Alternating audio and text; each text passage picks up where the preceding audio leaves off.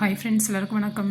இன்றைக்கி நம்மளுடைய வீடியோவில் கேரளா ஸ்பெஷல் சம்மந்தி தாங்க பண்ண போகிறோம். ரொம்ப நல்லாயிருக்கும். நீங்கள் ஒரு டைம் செஞ்சு சாப்பிட்டு பாருங்கள், திரும்ப அதை செஞ்சு சாப்பிட்ணுன்னு தோணும். அந்தளவுக்கு சூப்பராக இருக்கும். வீட்டில் காய்கறி இல்லாத டைமில் கண்டிப்பாக இந்த சம்மந்தி செஞ்சு சாப்பிட்டு பாருங்கள், ரொம்ப நல்லாயிருக்கும்.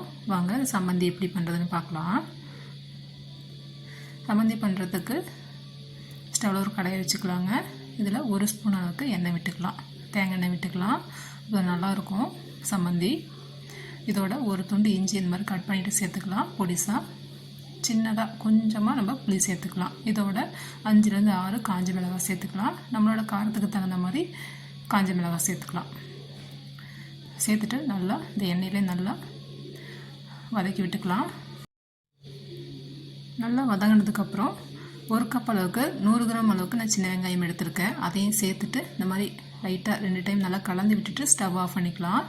சம்மந்தி எப்பயுமே பச்சையாக தான் நம்ம செய்யணும். வெங்காயம் சேர்த்துட்டு இந்த மாதிரி நம்ம லைட்டாக அந்த மாதிரி வதக்கிட்டு செய்யும் போது பச்சை வாசனை இல்லாமல் நல்லாயிருக்கும் சாப்பிட்றதுக்கு. பசங்களும் சின்ன பசங்களும் சாப்பிடுவாங்க. நல்லா கம்ப்ளீட்டாக நல்லா ஆறுனதுக்கப்புறம் ஒரு மிக்ஸி ஜாரில் சேர்த்துக்கலாங்க. சேர்த்துட்டு இதோட 1 கொத்து கருவேப்பிலை சேர்த்துக்கலாம். இதோட 1 கப் அளவுக்கு தேங்காய் சேர்த்துக்கலாம். திருகின தேங்காய் சேர்த்துக்கலாம். வெங்காயம் வந்து விருப்பப்பட்ட வெங்காயம் நீங்கள் பச்சையாக கூட சேர்த்துட்டு அரைச்சிக்கலாம், அதுவும் நல்லதாக இருக்கும். தேங்காய் ஃபுல்லாக சேர்த்துட்டு இதோட உப்பு சேர்த்துக்கலாம். சேர்த்துட்டு இதோட ஒரு 1/2 ஸ்பூன் அளவுக்கு தேங்காய் எண்ணெய் சேர்த்துக்கலாம். கொஞ்சம் கூட தண்ணி சேர்க்கக்கூடாதுங்க, நம்ம அப்படியே தான் அரைக்கணும். இந்த வெங்காயத்தில் இருக்க ஈரப்பதமே நமக்கு போதும் அரைஞ்சி வர்றதுக்கு.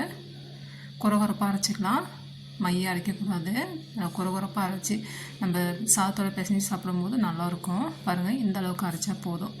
இது ஒரு பாத்திரத்துக்கு மாற்றிக்கலாம். நம்ம சேர்த்துருக்க தேங்காய், காஞ்ச மிளகாய் இதெல்லாம் நமக்கு அப்படி தெரியும். இங்கே பாருங்கள், நம்ம அரைச்சிருக்கும் போதே தெரியுது பாருங்கள். இந்த அளவுக்கு நம்ம அரைச்சிக்கணும், மைய அரைக்கக்கூடாது. இது ஒரு பாத்திரத்துக்கு மாற்றிக்கலாம்.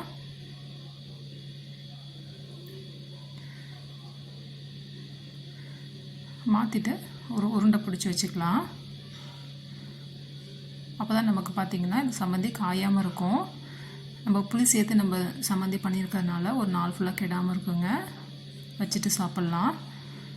ஃப்ரிட்ஜில் வச்சு சாப்பிட்ற மாதிரினா ஒரு 2 நாள் வரைக்கும் நம்ம சாப்பிட்லாம். வச்சுட்டு நல்லா சுட சுட சாதம் வடிச்சிட்டு இதோட எடுத்து சாப்பிடும்போது ரொம்ப நல்லா இருக்குங்க. நல்லா பிசைஞ்சு சாப்பிடும்போது பசங்களுக்கு ரொம்ப பிடிக்கும். நான் வந்து 5லேருந்து ஒரு 6 மிளகாய் சேர்த்துருக்கேன். காரத்துக்கு தகுந்த மாதிரி நீங்கள் மிளகாய் சேர்த்துக்கலாம். காஞ்ச மிளகாய் கொஞ்சமாக மேலே எண்ணெய் விட்டு அதை பிசைஞ்சு சாப்பிட்லாம், ரொம்ப நல்லாயிருக்கும். சாதம் நல்லா வடிச்சிட்டு நல்லா பொலன்னு இருக்கணும் சாதம் நமக்கு பிசைஞ்சு சாப்பிட்றதுக்கு. அப்போ தான் நல்லாயிருக்கும். ஓகே ஃப்ரெண்ட்ஸ், இந்த சம்மந்தி ரெசிபி பிடிச்சிருந்தால் லைக் பண்ணி ஷேர் பண்ணுங்கள்.